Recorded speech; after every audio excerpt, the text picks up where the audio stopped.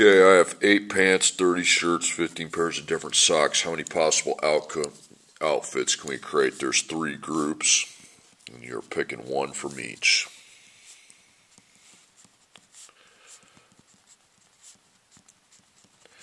Okay, that's the counting principle.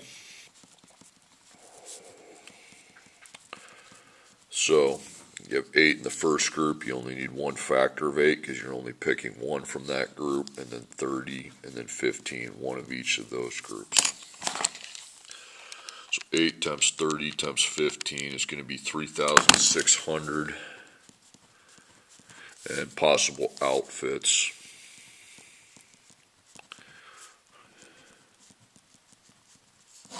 There's your answer. Okay, there's 5 people in a race. How many complete orders of finish are possible? Now there's only one group. Okay, so you got to write your have and take.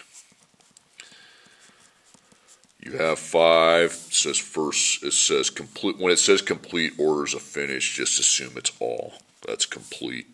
So that's the factorial. You just put 5 exclamation point.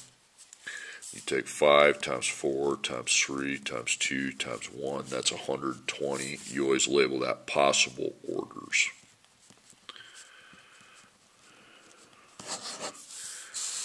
Okay, number 3 and 4, you're going to get these mixed up if you don't do something that I say. There are 40 people, and don't try to memorize it. Oh, this one, number 3 is this one, number 4 is this one. No, read it and think.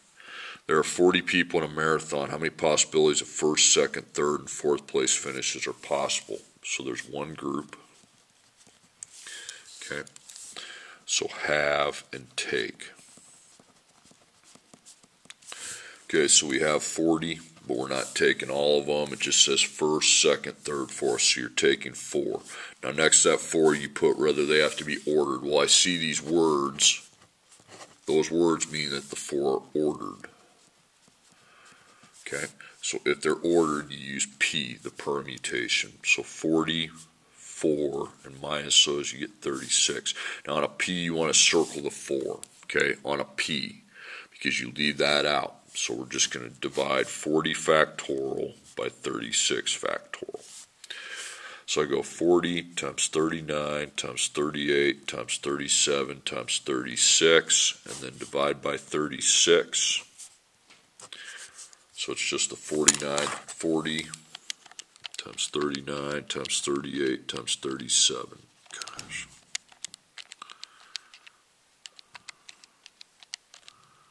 Okay, that's going to be a pretty big answer.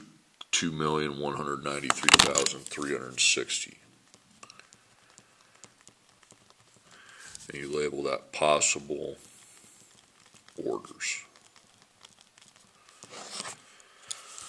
Okay, there are 30 people in a PE class. I'm making teams of 3. How many possible teams can I make? So again, there's one group. Out of that group, you have 30. You are going to take 3. No, you don't just divide 30 by 3. When it says possible, that's not. If it says how many teams, it didn't say possible. No, that's wrong. If it didn't say possible, yeah, 30 divided by 3 would work, but this says how many possible teams. There's more than 10, okay? Possible doesn't mean you make all of them. It means what's it possible to make. So you're taking 3, but you don't see first, second, third like you did up here, okay? So they're not ordered. So not ordered is the C. So you put 30, and then 3, and then 27. 30 minus 3 is 27. Okay, so you don't circle anything, so you take 30 factorial divided by 27 factorial, 3 factorial. So you number your 30 down to 27. 30 times 29 times 28 times 27, and the 27 factorials then cancel, but we still have this 3 factorial that needs to be factored down to 1, okay? Okay, so it's 30, the product of 30, 29, and 28 divided by the product of 3, 2, 1, which is 6, by the way, 4,060 combinations. Yeah, you don't make that many teams, but that's how many different teams is possible to create if you put if you have 30 people and you're finding out on a piece of paper all the possible teams you can make. Okay, Tom, Sam, and Harry, and then Tom, Sam, and Martha. That's 2 right there. Okay, now I'm going to do this one second. I want to go to this page first. Calculate the 3 trig ratios of the angle I misspelled that. It's theta, Theta. Okay. Okay, so you want to do your SOHCAHTOA. SOHCAHTOA. Okay, remember this is sine, this is cosine, and this is tangent. Okay. Okay, now you need to know your A, O, and H. So here's H, always. Now to do the O and A, you need to know your reference angle point. Reference angle is the theta symbol, okay? So theta, so you go across from that, that's your O. We know that's 7, then the A is 15. Okay, so sine is O over H. This is what I'm asked to find. The cosine's the A over the H, and the tangent's the O over the A, just like it says there. Now, we have values for O and A, so we know the O's are 7s in every ratio. Every time I have the A in a ratio, I know that that's 15, okay? So the tangent's done. We have that, okay? We got to find the H. Use the Pythagorean Theorem. When you know 2 sides of a 90-degree triangle, but you don't know the one, you use the Pythagorean Theorem. So it's a squared plus O squared equals H squared. Now, A we have 15 to the second, O we have 7 to the second, and H is unknown. So that's what we're trying to use this to figure out. So we got to get rid of those second powers, 15 times 15 and 7 times 7. So that's 225 and that's 49. Okay, so this is 225, this is 49 equals H to the second. Now we combine these, are on the same side, so you just V those and add, combine them. Which is 274. Then you find the square root of 274. Okay?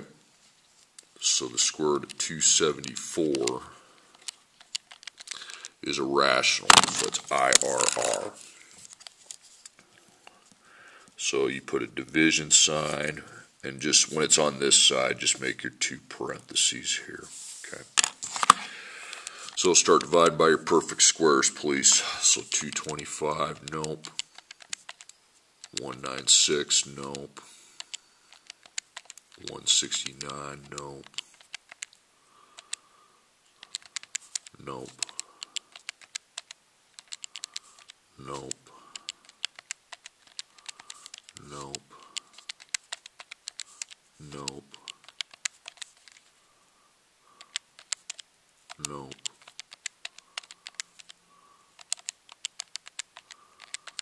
Nope. Nope. Nope. Nope. Nope. Nope. So I guess it's just 1. Okay. So 1, 274. Well, the square root of 1's 1. We don't need the 1 then. Then it's just H equals positive negative square root 274. Just put the positive though. That's your H. Square root 274. So H is, we just put the square root of 274. Okay, and there's your sine, there's your cosine. Okay, we're going to do another one like that. So SOHCAHTOA,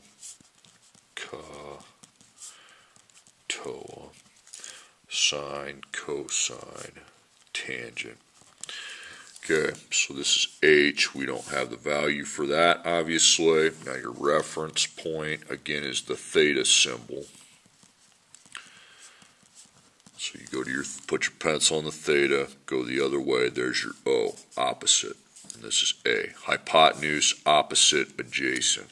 Okay. All right, so the sine's O over H. The cosine of theta is A over H, and the tangent of theta is O over A. So we have the value for O, 16. Value for A is 5.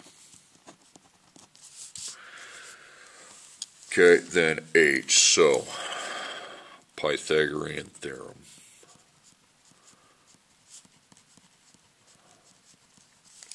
So A squared plus O squared equals H squared. Okay, so the A is 5 to the second. The O is 16 to the second. And again, it doesn't look like we have H. Okay, so 5 to the second, 5 times 5, and 16 times 16. So that's 25, and that's 256. Why don't you just turn it around so you put the, okay, never mind. So 25 plus 256 equals H to the second. Now, you combine those, and that's going to be 281. So now you square root that. Square root of 281 is irrational. So you go through the process of dividing. Put the square roots over there. So H equals positive, negative, and you start dividing. I don't think it divides by anything but 1, so it's going to be 1, 281. So the square root of 1 is 1, which we don't need 1 then. It's just the square root over 281. You need to put the square root there. There's your H. Okay, so H, square root of 281. H, square root of 281. Okay, I don't think that divides by anything. Shoot, sorry about this. I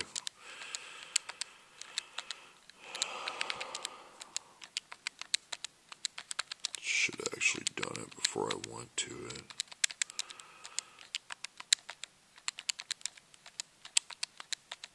$100 has to end in 2 zeros to be 100. 49, nope. 36, nope. 45, nope. Nope. Nope. Nope. So it's 1. Okay, I was right. Okay, now go to the first page, and we're going to do that problem. Calculate the angle measurements and the side measurements of the triangle. So there you see your triangle, sides. You have to find out how long all 3 sides are, and then how many degrees are in each angle. The angles is easy. So we go so, ka, toa, sine, cosine, tangent. Okay. Now, your H is 24. Now, reference, it's not going to be the theta, it's the 27. So, reference, we actually have an actual degrees to go off of. Okay, and then across from that, your O, and then A.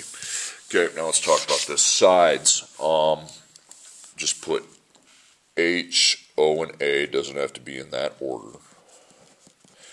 And we know the H side's 24. We have to find the other 2 sides. So you can't use the Pythagorean Theorem because you already know you have to use your proportions.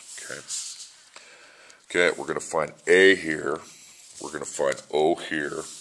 And we got to put a backslash with H because H is the one we have the value for, so we'll have to use that in the proportion because 24 will help me in my proportion. So the first thing I do is make parentheses and put in the reference, 27 degrees. Okay. We'll put 1s under that. Now A and H is cosine. So you put cos 27. Now remember, cosine is A over H. Now the reason we're using H because we have the H value 24. Now we solve it.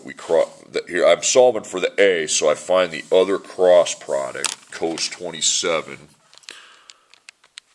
times 24. Now I get 21.38. And then I'll divide that by 1. It's 21.38. That's your A. Okay.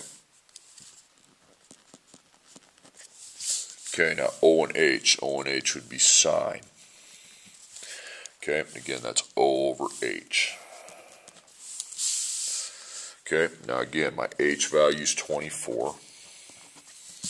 So we're solving for O, so I find the opposite cross product. So I take the sine of 27 divided by 24, and I get 10.90.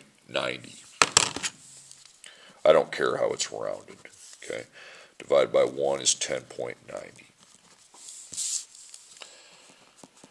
Those are your sides. That's the hard work. Now the angles. Well, you got 90 degrees. That's the square angle. You got 27 degrees. And then the remaining angle, I know that the three angles together have to make 180 degrees. So I'll subtract the angles that I already know. And the remaining number of degrees is how many are inside of that third angle. Okay, 63. Okay, then the last problem. Find the measure of angle theta. Okay, it's down there for you. So, ka, toa. And then this is sine, cosine, and tangent. Okay. Okay, so that's H, then the reference. Because O and A switch places, it all depends on the reference. The reference angle is the theta symbol. Okay. So I use this, and O is 13. And then A we don't know. We don't need to know A. Okay. You don't need. That's not what you're finding. You're finding how many degrees are in the theta angle. Okay. Look at it. That's all you're doing. Well, you're going to make a proportion, but you're not going to cross multiply and divide. Okay, you're just going to put that theta symbol in there. 1, and then you put the fact that we know O is equal to 13 and H is equal to 28. So if I know O and H, I want to use the sine function. And I know that that's O over H. Now we know both of these values, O is 13, H is 20. That's why you wouldn't cross multiply and divide, okay? So to find the theta, okay, you don't need the 1 anymore. Now cross out sine and bring it over here, put a parenthesis around that, and you bring it over here as inverse sine, which means you put a negative first power there. And then you punch it into your calculator and it takes you right to the answer. So I go second sine when I need to do inverse sine, then 13 ABC 28, and I come up with 27, just 0.66 degrees. You can put 27.66, you can put 28 if you want, doesn't matter.